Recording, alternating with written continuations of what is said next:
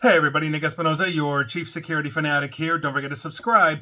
And today, I want to talk about the long-term ramifications that we have coming with robotics, specifically regarding population growth here, in the world of humans, and essentially the jobs that are available for you and I. And this is a large growing problem. We have over 8 billion people on the planet, and by virtue of that, we're not slowing down in terms of our population growth, and we have a technological necessity to feed, clothe, and shelter everybody. And we're not doing it. We're failing in many different ways. And it's not just like the remote places in like Africa or Asia. You can go to Appalachia here in the United States. You can see these issues wherever essentially there is human civilization. And so by virtue of that, one of the things that essentially helps basically raise the tide, because a rising tide raises all boats, are things like jobs, education, training, all that kind of stuff. But we also have technological advancement around the world for things like artificial intelligence and robotics, and then combining the two, and here we go. And what got me thinking about this was an article in TechCrunch by Rebecca Skuttak, I believe I'm pronouncing that correctly, I apologize if I'm not, Rebecca, about DoorDash and Uber Eats, and basically the convenience of pulling up an app and ordering it and having somebody bring it to your door.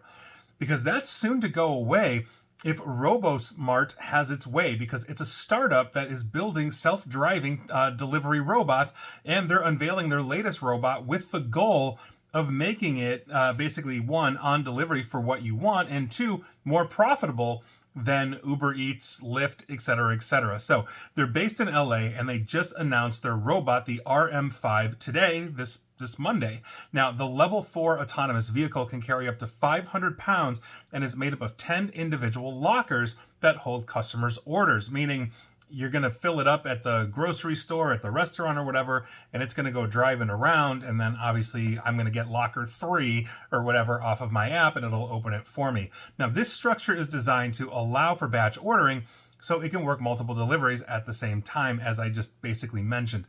RoboMart plans to use these robots to operate an on-demand delivery business, and that's a model that is going to be similar to the food delivery platforms I mentioned earlier. So this essentially involves retailers partnering with RoboMart to open their own storefronts on RoboMart's app, and again, it acts very similar to DoorDash, Uber Eats, etc., etc. Now, what is different though is the cost structure for customers. Every time you as a customer order from RoboMart, you're paying a flat $3 delivery fee, which basically the company hopes will be a more attractive option than the multiple fees typically charged by other delivery apps. You also don't have to tip a robot, and every time I've ordered like DoorDash or Uber Eats, etc., etc., I'm always tipping because I know that there's a person that is working, and they themselves, the DoorDashers of the world, don't pay a lot, so I always tip pretty well, but I don't have to tip, meaning I'm only going to get hit with $3. That's really actually kind of attractive. Now, RoboMart plans to start onboarding retailers in its first test market, which will be Austin, Texas. And for the record, if you're wondering why they pick like the Austin, Texases and San Franciscos, et cetera, of the world, and not the Chicagos of the world or the Torontos of the world, is they typically don't get snow. And if they do, it's a freak occurrence compared to, let's say, the mushier weather up north here. So we're going to see what happens, but over the next few months, this essentially is getting rolled out. They're expecting to have delivery service later this year, meaning it's going to go live and you can order it if you're in Austin, Texas. But this really does beg the question, though, of if we are getting rid of yet another round of class of jobs, what are we going to do? Now, back in the day, 10 years ago, 15 years ago, when autonomous vehicles were going to be all the rage, what are we going to do with the truckers, the Teamsters, et cetera, et cetera? And the thought was, we'll just teach them to code. Well, the AI is doing the code now, right? When we are looking at basically getting a new generation of humans into the workforce to get the McJobs of the world, if I'm going to McDonald's and ordering my Big Mac, from an AI and a robot is making it, then where's the job for that 16-year-old? And it's not about the crappy paycheck at McDonald's, because Lord knows McDonald's is not going to pay well at an entry-level job. It's about the socialization, how you deal with, employees that you might like or hate, how you deal with a boss that you might like or hate, a drunk customer that just wants a Big Mac.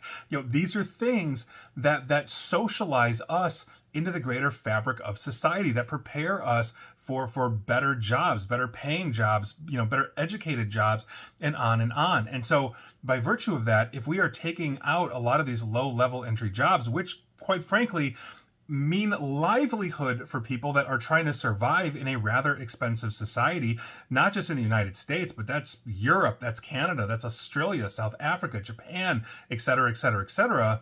This is a real serious problem. And we can't necessarily all go on universal basic income. Not everybody believes in universal basic income. I don't even know if that's the best way to go about this.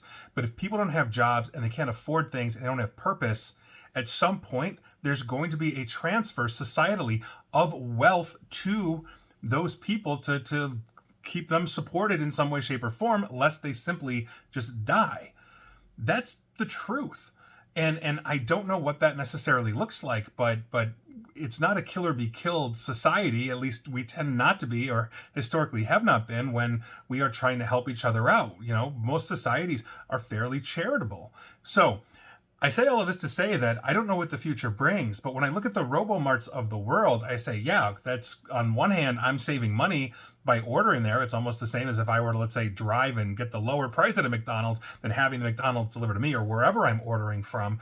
But the other side of it too is I know I'm putting people out of work.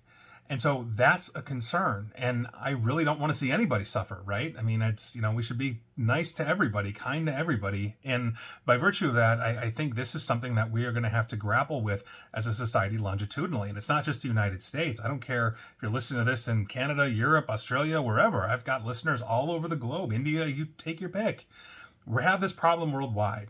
And studies show worldwide technology adoption has the same problems in the youth. So here we go. I'll leave it at that. But quite frankly, while this is interesting, it's not quite novel at this point, but we knew it was coming, and I don't necessarily know if it's a good thing. And please like, share, follow me here on Facebook and Twitter at Nick AESP, and please feel free to subscribe to me at YouTube as well. And as always, stay safe, stay online, and please, please, please attempt to stay private, informed, and secure. Take care.